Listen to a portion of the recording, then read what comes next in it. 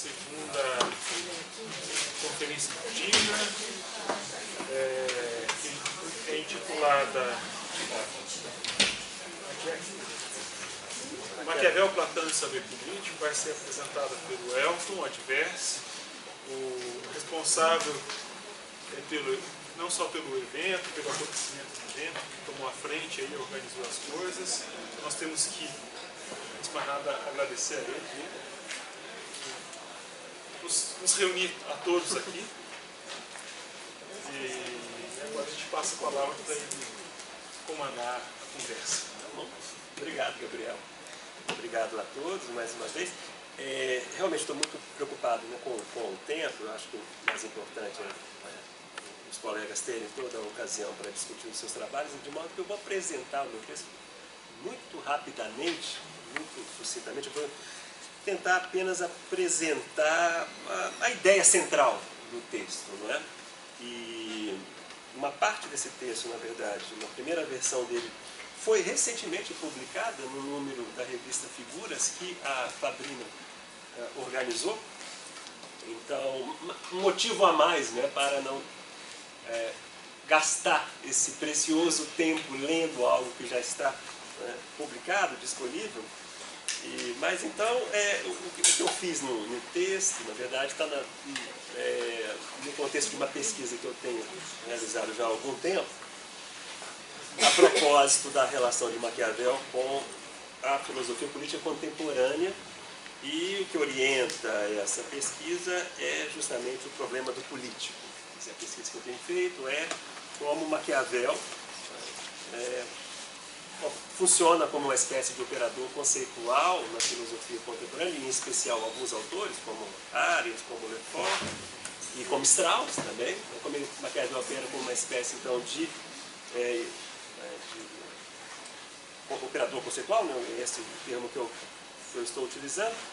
Mas, claro, aqui não se trata disso, se trata de fazer um movimento um pouco contrário, de direção contrária, ao invés de aproximar, então, o pensamento maquiaveliano da filosofia contemporânea, eu vou atrás e vou à filosofia política clássica, mas com esse mesmo foco. De qualquer forma, o que me interessa é aprender o sentido do político.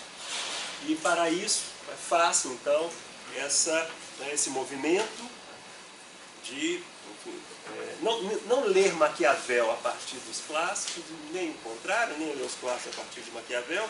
Tenho a impressão que essa não é, do ponto de vista metodológico, uma boa estratégia, mas uma espécie de fricção, né? Uma espécie de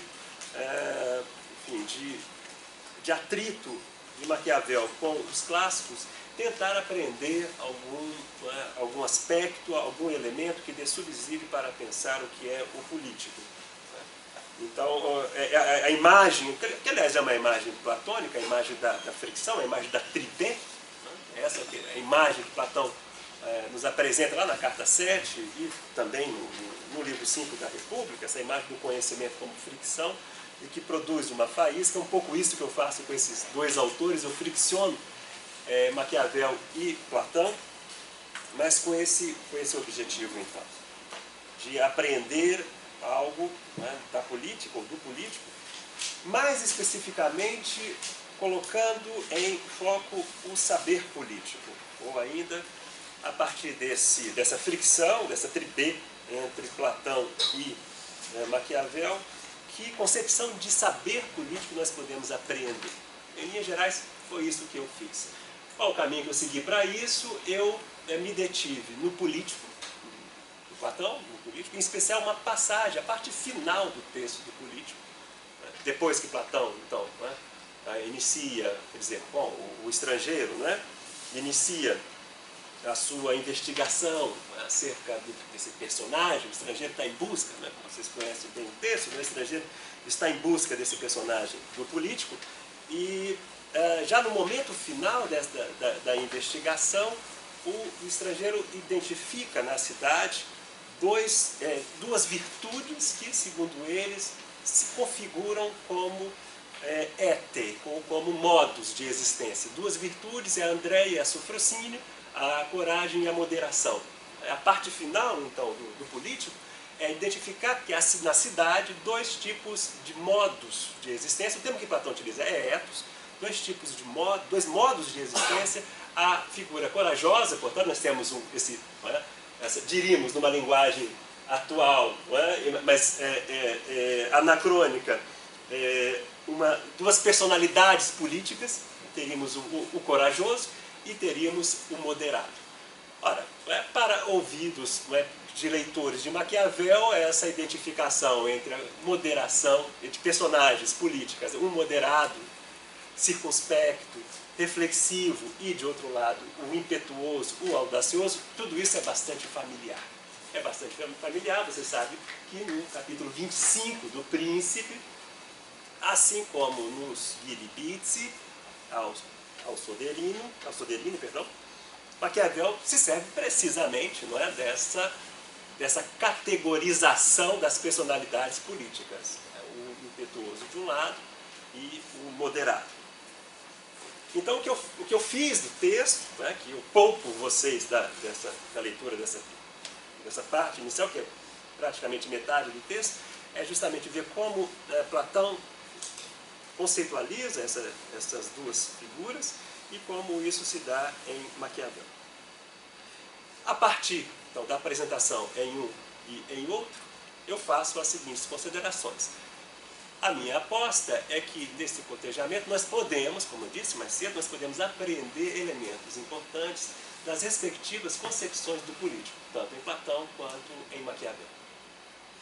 Então, eu vou ler só um pequeno trecho, colocando lado a lado essas duas passagens do texto de Platão, a parte final do Político e o capítulo 25 do Príncipe, podemos vislumbrar alguns traços distintivos de suas teorias políticas. Sobretudo, podemos nos dar conta da grande diferença que os separa no que diz respeito ao status da própria teoria política. Com o intuito de esclarecer esse ponto, convém recordar que o diálogo de Platão constitui um notável esforço para, simultaneamente, delinear a figura do político, em contraste com o sofista, assim como especificar em que consiste o saber que o qualifica. Platão, você sabe, Platão está em busca, não é, de uma episteme, de uma ciência política, uma ciência real. Platão está firmemente convencido de que a ciência real, a episteme politique, essa ciência política, detém a capacidade de produzir, de gerar a cidade unificada, de tecê-la a partir de seus diferentes elementos. Tecê-la, claro, estou me referindo aqui à célebre metáfora do tecelão, que vai finalmente orientar toda a reflexão política de Platão nesse momento final do diálogo. Trata-se, para Platão, de definir uma ciência prescritiva e diretiva capaz de assegurar a melhor vida para os cidadãos, assim como evitar os males que assombram a existência coletiva, dentre eles a estasis, que ameaça romper o tecido social. Vou me deter um pouco sobre esse termo, sobre o problema da estasis, pois que esse termo, bom, vocês sabem, não é, que já tem uma história, né, na recepção do pensamento político clássico e da história política clássica, mas eu retomo alguns dos aspectos dessa recepção do termo, ou dessa interpretação do termo estasis, sobretudo a partir da Nicole Lauro. Mas vejamos, o termo estasis aparece em diversas passagens do corpus platônico, incluindo seus principais escritos políticos. Além do político, vamos encontrá-lo nos livros 1, 4 e 8 da República e no livro 1 das Leis, e também em algumas outras passagens de alguns outros diálogos, que não cabe aqui assinalar. Mas importa assinalar que o termo estasis em Platão sempre significa a discórdia interna, a guerra civil, e que, especialmente no livro 4 da República, a guerra civil que migra para o interior da alma, sob a forma da desarmonia entre os três elementos que a constituem. para compreender o que o termo significa exatamente o Platão, não é? Vale a pena, então, recorrer aos trabalhos de Nicole Lorraud, em especial, sobretudo a seu livro A Cidade Dividida. Então, veja, só para não perder, não é, o fio da meada, quero pensar a diferença entre as concepções políticas de Platão e de Maquiavel, partindo, né, de caracterização dos tipos políticos, chamemos assim, e nessa caracterização dos tipos políticos em Platão, a noção de estasis é importante, visto que Platão entende que esses tipos políticos, o corajoso e o moderado, se encontram em conflito na cidade. Há uma estasis na cidade que é traduzida em termos de oposição de personalidades políticas. Então é esse o caminho. E então eu me sirvo, falo muito rapidamente, né, do livro da Nicole Lorraud, Da Cidade Dividida, onde ela, a autora, informa que a palavra estasis deriva do verbo histemi, que designa a ação de se levantar, designa sobretudo, no idioma político grego, a sedição, a facção e, em resumo, a guerra civil. O significado da palavra também é apreendido em sua oposição a polemos, isto é, a guerra externa travada contra o inimigo estrangeiro. A tradição grega quererá marcar com rigor a fronteira que separa uma da outra, embora nem sempre tenha sido o caso, como a própria Lorraud assinala. De modo geral, o conflito que caracteriza Polemos opõe claramente dois adversários pertencentes a corpos políticos distintos. Estasis, por sua vez, é a oposição interna que coloca frente a frente concidadãos, isto é, os membros de uma mesma polis, e, exatamente por isso, ela coloca em xeque a unidade da cidade. E por isso interessa o tema ao ler Platão. A estasis coloca em xeque a unidade da cidade. Ao passo que Polemos pode produzir o efeito contrário, pois que implica a designação de um inimigo comum. Polemos, assim, pode assegurar a ocasião para que a cidade e seus cidadãos alcancem a glória individual e coletivamente, como vemos nas orações fúnebres, que simultaneamente homenageiam aqueles que morreram no campo de batalha, e a cidade a que eles se sacrificaram. Mas essa distinção conceitual é afetada essa distinção conceitual é afetada por alguma fluidez, pois os próprios gregos entendem a estasis como uma forma de polemos voltada contra a cidade. Por isso, a dissensão que caracteriza a estasis está na origem de uma aversão ou um horror tão poderosos que o reconhecimento de sua presença na política acarreta a tentativa de sua negação, como acredita Lorraud. A estasis, guerra entre irmãos, é de natureza selvagem, ou seja, violenta e estranha à polis, e por esse motivo, a estabilidade da polis depende do esquecimento de sua presença.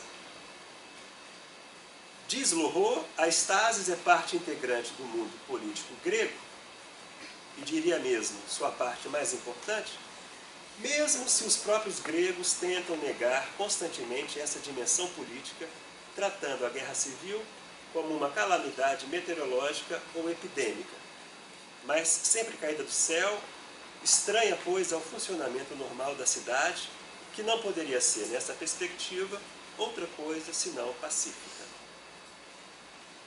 Se voltarmos a Platão, podemos ver nas passagens do político que já citamos, quer dizer, eu citei no texto, evidentemente, eu citei para vocês, né? Podemos ver nas passagens do político que citei, que aí está em questão, no exercício da arte do homem real, como tem a Platão, produzir o tecido harmônico, quer dizer, a cidade unificada. Uma cidade na qual, portanto, o problema da estasis deve encontrar a sua resolução.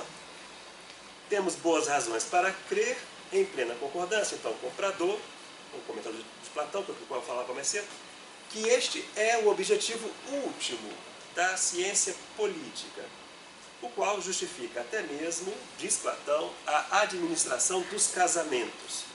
como vimos também. Dedico uma boa parte desse texto aos casamentos. Né? Platão, evidentemente, isso aparece não apenas no político, mas aparece também nas leis. Né? Quando se trata de produzir esta unidade da cidade, Platão pensa também no registro da reprodução material dos cidadãos, não no sentido econômico da sua reprodução material, mas no sentido da sua reprodução física. Então, isso quer dizer que o conflito interno em um casamento é também concebido como estasis por Platão. E cabe à ciência política tornar os cidadãos e os casais imunes à estasis. Como quer que seja, a tecelagem concerne também a gênese dos cidadãos, levando em conta a boa mistura da natureza de seus pares.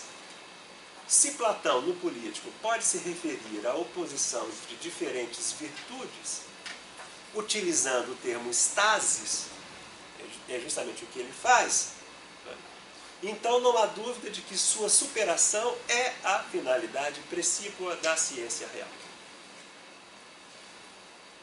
Mas o ponto que nos interessa destacar diz respeito à relação entre o saber do político, né, colocado então à luz da necessidade de superar a estasis, e a própria concepção, ou ainda o próprio status da filosofia em Platão.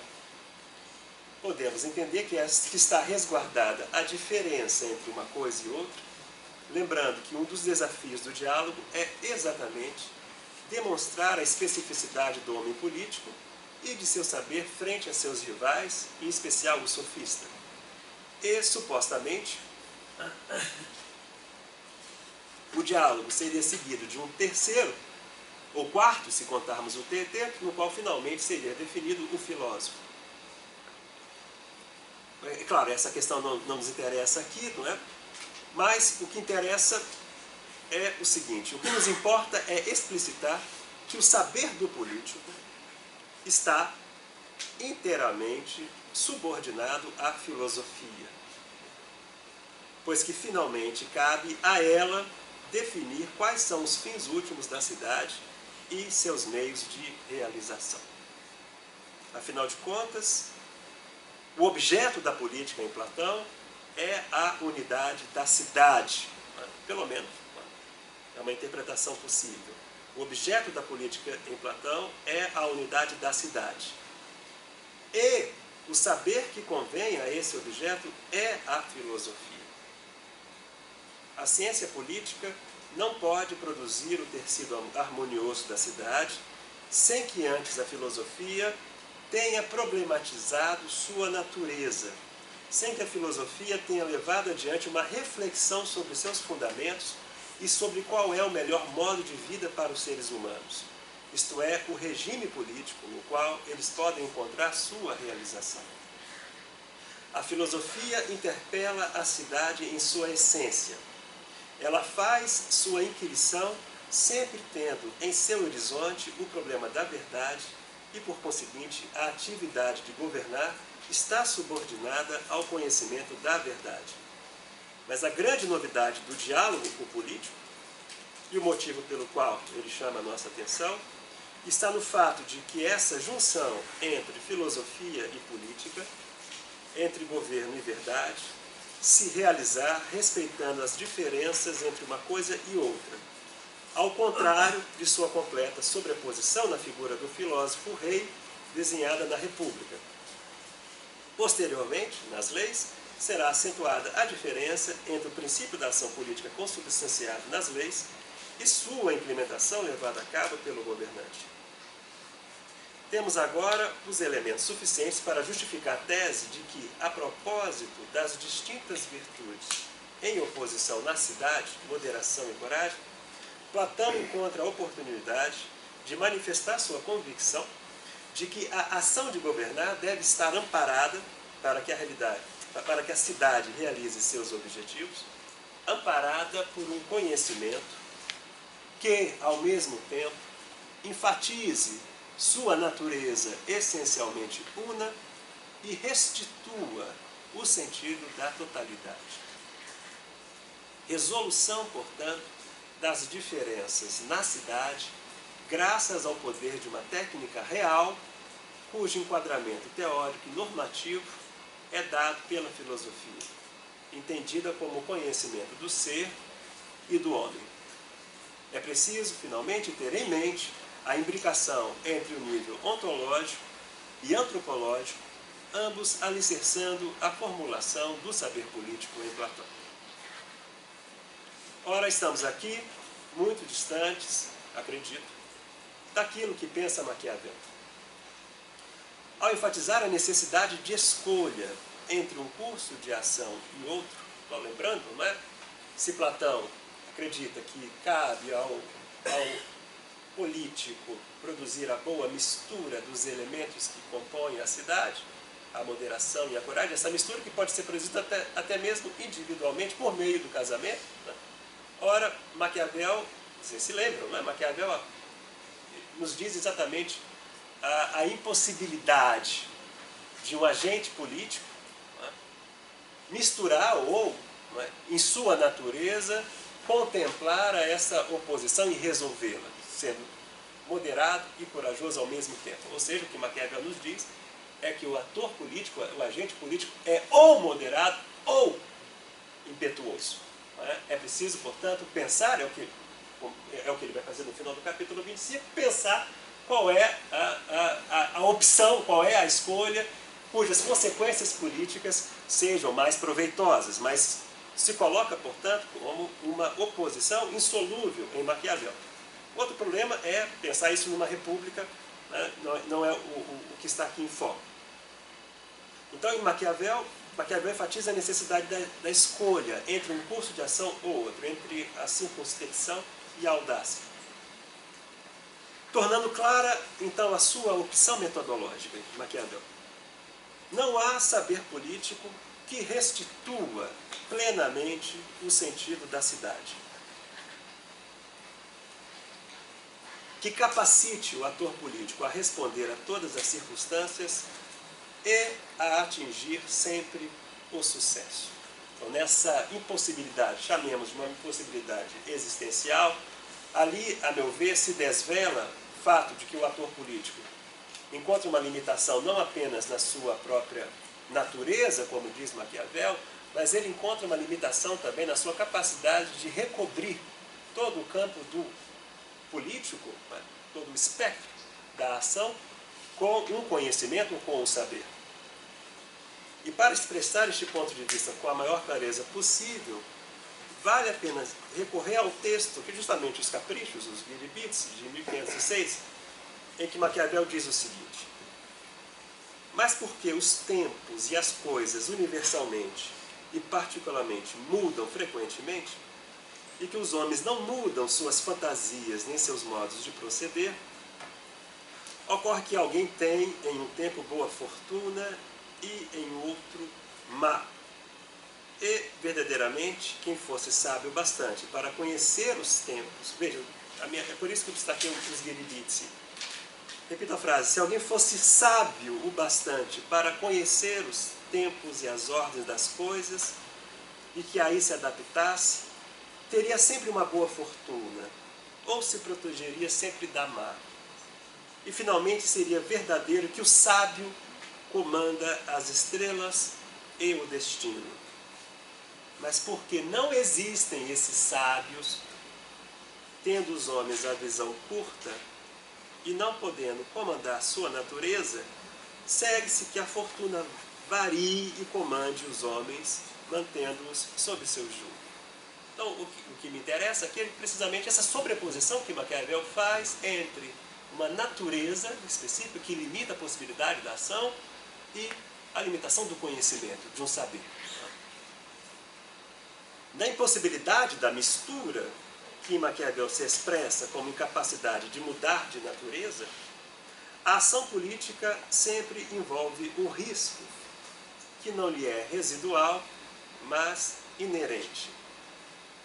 Certamente Platão não desconhece o risco, nem a contingência, mas eles são absorvidos no interior de um quadro reflexivo que os integra à ordem das coisas sem colocar sob ameaça a possibilidade de uma ciência do político.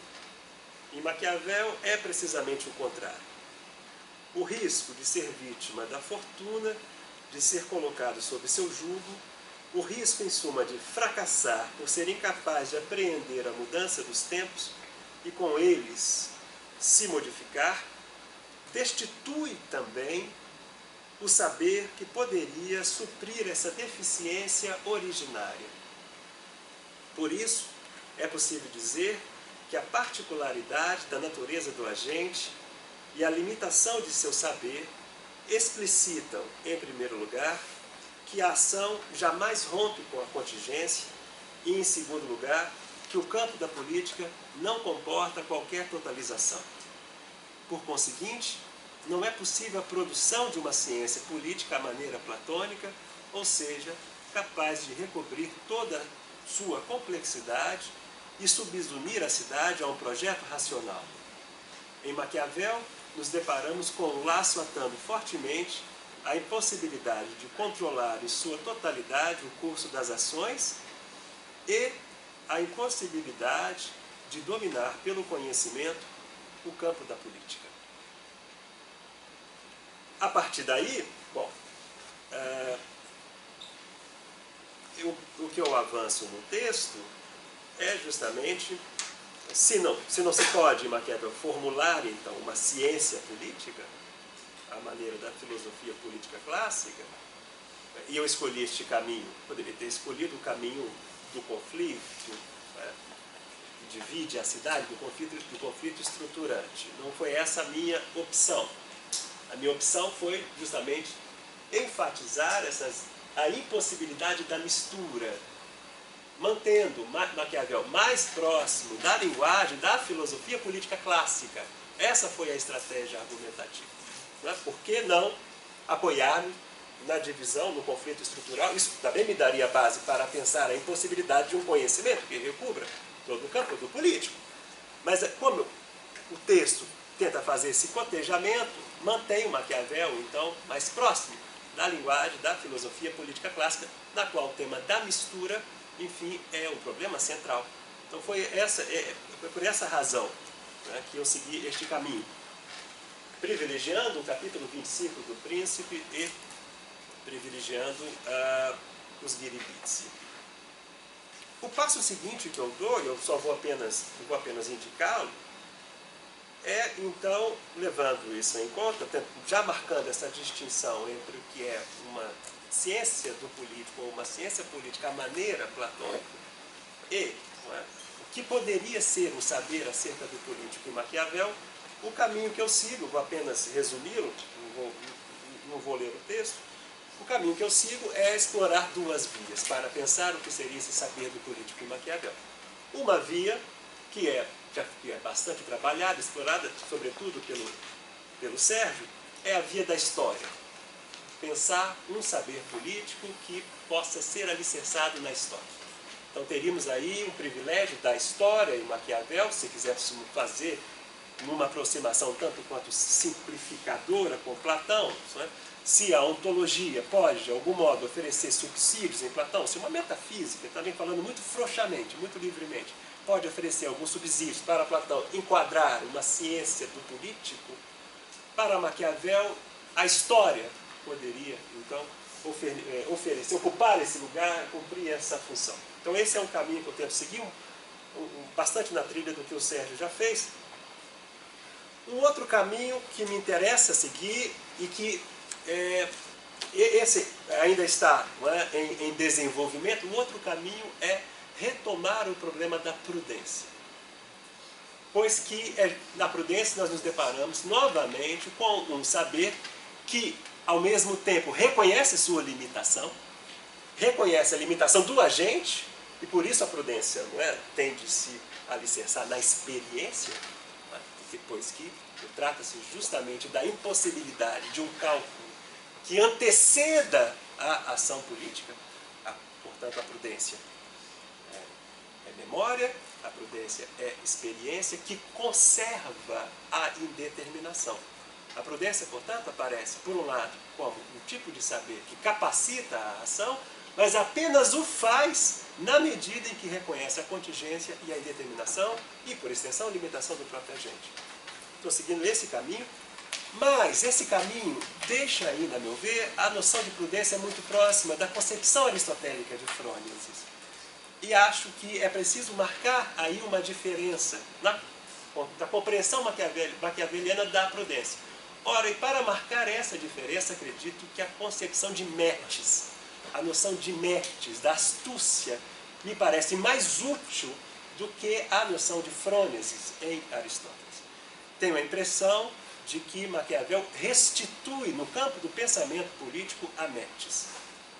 Bom, quer dizer, a Metis, então, e é claro, né, que o trabalho do Vernon e do Detienne é uma fonte fundamental.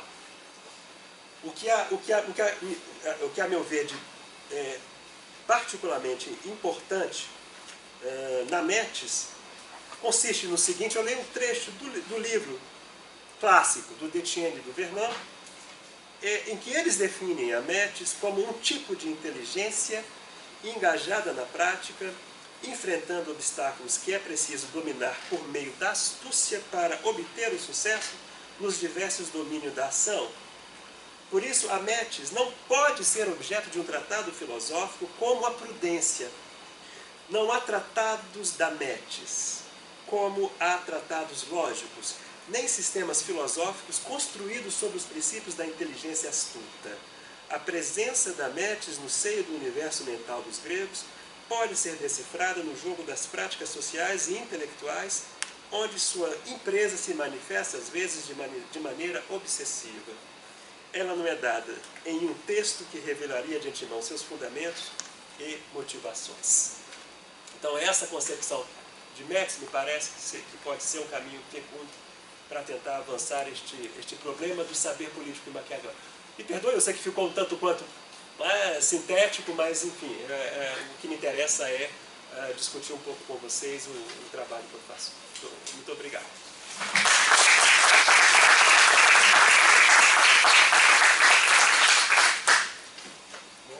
Nós temos agora espaço para algumas perguntas. Por favor, colega. Boa tarde, tudo bem? Tudo bem. Eu queria te fazer uma pergunta. Me desculpa se isso fugiu um pouco do tema, mas eu estava percebendo você falando um pouco da história, um pouco do método. Uma coisa que talvez pareça interessante também ser posta em evidência é a memória, né, como o próprio meio de constituição dessa política. Assim, a história talvez funcionando por um lado como método mesmo do escrito do Maquiavel, e a memória, por outro, a partir da constituição da política. E vem aquele exemplo do fragmento de estátua, que ele fala na história de Florença, No Discourse. No Discourse. Aí eu queria que você, de repente, pudesse desenvolver um pouco sobre essa questão da memória dentro dessa constituição do saber político, porque a memória ela é a própria praxis, mas também você tem um papel institucional por trás, né? Certamente. Mas certo. Bom, há muitas vezes para se pensar isso, mas uma via que me interessa, né, é tomar essa memória no elemento da imitação. Pensar a relação entre memória e mímesis, né, e que permite compreender ao mesmo tempo como, a partir daquilo que é acumulado no tempo, você abre o horizonte para a ação. E é precisamente essa ideia de mímesis, que aí, outra vez, no cotejamento com a filosofia clássica, né, talvez Maquiavel, sob esse aspecto, tenha mais afinidades do que com Aristóteles do que com Platão, né, porque é justamente a mímesis em Platão, ainda no espírito desse texto, eu falo disso nesse texto num certo momento, né, a mímesis em Platão é basicamente uma mímesis reprodutiva. A imagem clássica é a do demiurgo. Né? Então você tem a mímesis, ela é reprodução e ela é mediação. Basicamente a mímesis é mediação. Ao passo que em Aristóteles, menos como nós encontramos na poética, a mímesis é criação. Mas ela é uma criação que se dá, evidentemente, a partir da ação já realizada.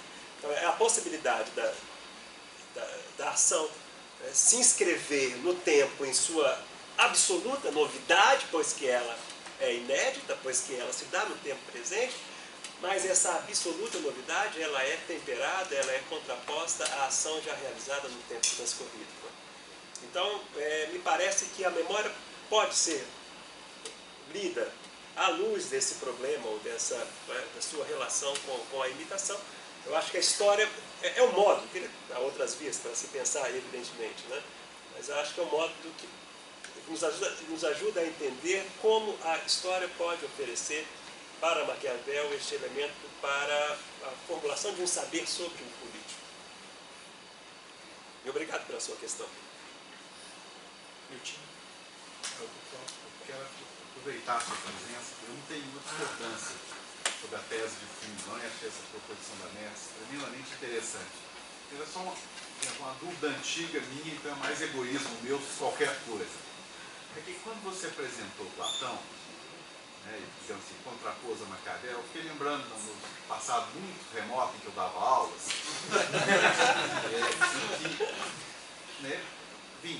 a análise da República de Platão, no outro semestre apresentava, fazia um seminário sobre o político de Platão, e daí teria que ter um terceiro sobre as leis. Por que eu estou dizendo isso? Porque quando a gente chega nas leis, essa episteme politiquae, parece que você sofre um abalo. E eu fico pensando que se nós não tremermos diante da indicação do tirano, lá no 4º livro das leis, o jovem tirano que executa, né, as tarefas, eu não sei, eu fico tentado a pensar se esse jovem tirano não seria um bom personagem maquiaveliano. Justamente diante do fracasso da episteme, de vencer o mundo da opinião, vence-se pelo tirano. Ora, se nós não tremermos, né, se botasse só o jovem audacioso, né, se Platão não tivesse usado o Turanos, seria um personagem maquiaveliano. Se não haveria já em Platão, pelo menos a suspeita de que a política, tal como ela se dá, eu acho que não é à toa que as leis são o maior diálogo, né, de Platão, que há na política real algo que não consegue ser contido pelo saber político, que escapa. E que a maneira como Platão lá na República apresenta é o quê? A audácia, portanto a coragem, ao mesmo tempo a temperança. Né? Eu não sei, se foi só o que uma dúvida que eu sempre tive, dizer, como ler corretamente as leis, né, se não como uma espécie de desencanto, né, do Platão com a sua proposição maravilhosa da República, mas que tromba no real. E essa trombada produz no final da vida as leis. E mais, produz no livro 4 essa figura. Não sei se eu estou, mas eu nunca consegui. Porque se nós levarmos a sério esse tirano do 4º livro, ele abala a estrutura dessa leitura de uma episteme politiquae contraposta em absoluta opinião. Mas é só uma dúvida mesmo. Não diz respeito à sua tese, diz respeito à minha perplexidade. Sim,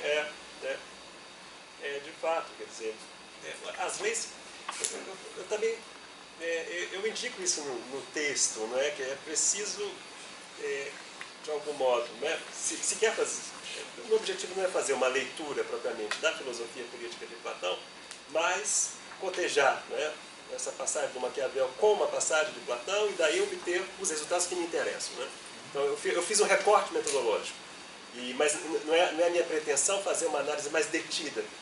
Mas, de fato, é preciso, então, compreender a sequência desses diálogos, não é? Da República, do político e das leis. E aí, essa relação entre uma ciência política, de fato, e a ação política, ela parece se embaralhar novamente lá nas leis. Né?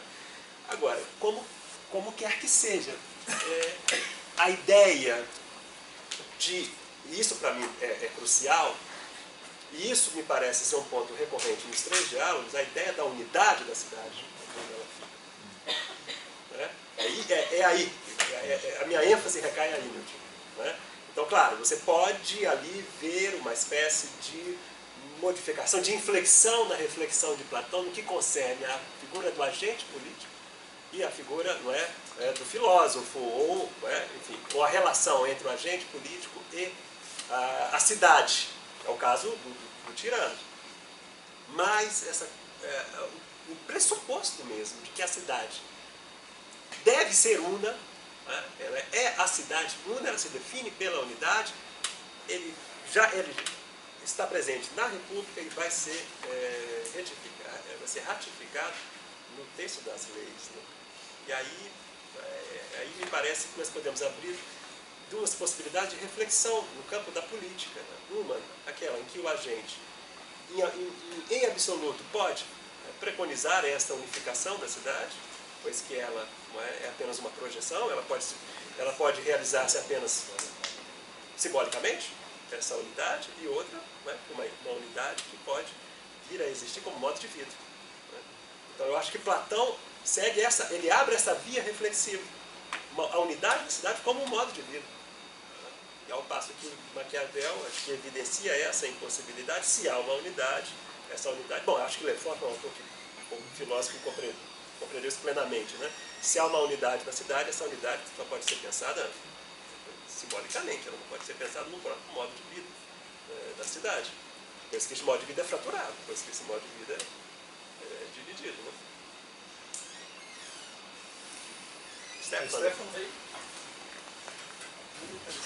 Obrigado.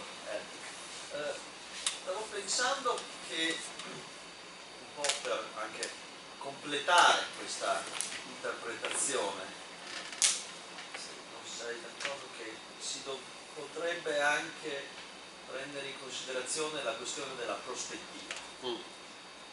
Nella prefazione a dedica del Principe c'è quel famoso passaggio del sapere popolare: solo chi è popolare può conoscere il principe, solo chi è principesco può conoscere il popolo.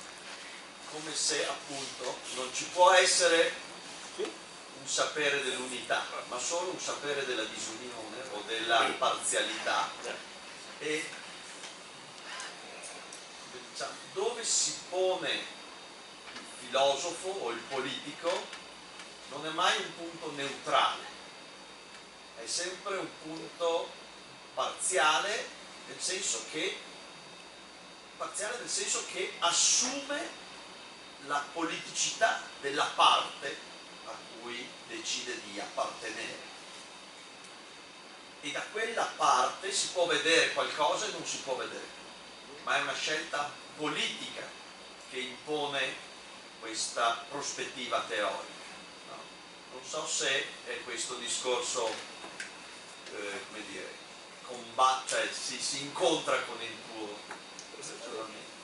Precisamente, eu tenho a impressão que nós vamos dizer, você lembrou mais uma passagem, Stefano, né? Uma passagem também bastante conhecida dos textos de Maquiavel, uma passagem fundamental mesmo. Né? Mas justamente, nós vamos encontrar nos textos de Maquiavel inúmeras referências a essa, usando o seu termo, com o qual eu estou de acordo, essa parcialidade, não é? Portanto, a impossibilidade da neutralidade, a impossibilidade da construção de um discurso que esteja pairando sobre a cidade e que poderia então lhe restituir ou lhe atribuir uma unidade. Não é? É justamente isso, é a partir daí que eu coloco a questão sobre o saber político em Maquiavel, precisamente. Professor, é só um comentário, professor. Eu achei interessante que o Gribisi, que o professor citou, ele foi durante muito tempo localizado em um outro local da obra de Maquiavel. Por exemplo, eu achei em 1826 o Eduardo Alvise, ele como uma minuta de 1512, que seria assim, que teria sido enviado para o Piero Soderini, após o Maquiavel ter sido destituído do cargo dele. Aí depois, na década de 70 agora, 1970, o Ricardo Ruffini reposicionou esse texto em 1506, não é isso? Mas assim, essa classificação dele em 1512, eu acho que é interessante, porque é o momento da derrocada da República, em que isso que o senhor está evidenciando se encaixa plenamente, né? E a dificuldade, tem um momento no texto que Maquiavel diz assim: o Lourenço de Médici armou o povo, em contrapartida o Duque de Milão desarmou o povo, e todos os dois deram os efeitos que eles queriam. Então, dessa dificuldade da imitação da história diante da mudança do tempo e dessa ciência política que realmente é afetada por várias questões contingenciais, né? Eu acho que a história do texto, assim, de certa forma, ele ter sido localizado em 1512, refere um pouco a isso que você está dizendo. Você coloca no seu centro mesmo essa divisão, não é? essa impossibilidade, não é? De recobrir a cidade. Ela já aparece já como dividida, como desunida, né? Como diz o Stefano na sua bela palestra. Né? Obrigado pelas observações, João. Elton, fez-me lembrar a sua exposição a propósito da questão da memória e do uso que se pode fazer da memória ou da história para enfrentar a contingência, a novidade, a ruptura e a falta de um quadro normativo que permita agir com segurança. Fez-me lembrar aquele texto do Nietzsche que é as considerações intempestivas. E então ele divide lá, há 3 maneiras de nos relacionarmos com a história. Uma é a história monumental. Bom, se a grandeza foi outrora possível no passado, hoje também é. Depois diz ele, bom, mas este tipo de história, ou do uso da história na atualidade, no presente, encerra vários perigos, porque corre o risco de podermos apoiar-nos, confundirmos um passado monumental que é apenas uma ficção mítica. E estamos a elaborar numa série de erros, portanto. Enfim, isto é mais matizado. Depois fala numa concepção tradicional da história que é do amor e da veneração pelo que já foi feito. Nós, de alguma maneira, temos que pagar a dívida da nossa própria existência ao provarmos, peço expressão, que nós somos os filhos da mãe, não é? Que nascemos de algum lado e que temos continuidade. E a terceira concepção da história é aquilo que chama a concepção crítica. E é nesta que entronca, presumo eu, que eu percebi, da maneira como Elton se apropria da mimesis criativa a partir da metis e não da prudência, é esta em que Nietzsche nos diz assim, bom, por vezes é preciso termos a coragem de rompermos, condenarmos o passado, rompermos com o passado, condená-lo vivamente e criar ex nihilo. Não há modelos, não há referências, não há quadros normativos. E, portanto, esta história crítica é mais perigosa porque pode criar em nós uma segunda natureza, digamos assim, que já não tem nada a ver com a primeira natureza. A minha questão é se na astúcia se tem necessariamente que se prescindir da prudência na medida em que a prudência é uma heurística do medo, não há prudência sem medo. Ao passo que a astúcia, enfim, rebaixa o medo, não é? Quer dizer, ousa agir, ousa inovar. E, portanto, sou um bocado cético quanto à possibilidade de a história nos poder dar modelos para agir, embora tudo nos diga que sim, não é? Enfim, não é nenhuma pergunta, Elton, mas, enfim, era mais, queria que discorresse um pouco sobre a ideia da astúcia e discorresse sobre esse poder criativo da astúcia, não é? Porque a astúcia não é ensinável também, não é? Ela confronta-se com a contingência, com o particular, e de repente só se sabe que ela foi boa porque resolveu o problema. Exatamente. A ênfase, a meu ver, a grande vantagem de reter o termo da astúcia e reativar a discussão da Métis é precisamente essa sua natureza inventiva. Não é? Quer dizer, não há regra. Você pega o caso clássico da Métis, que é o Arquíloco, nos jogos em homenagem a Patroclo, o canto 23 da Ilíada. Né? Quer dizer, aquilo que é filho de Nestor. Né? Nestor é um homem prudente, por definição, ele é o sábio, ele é por definição. Mas o que Nestor vai dizer para Arquíloco?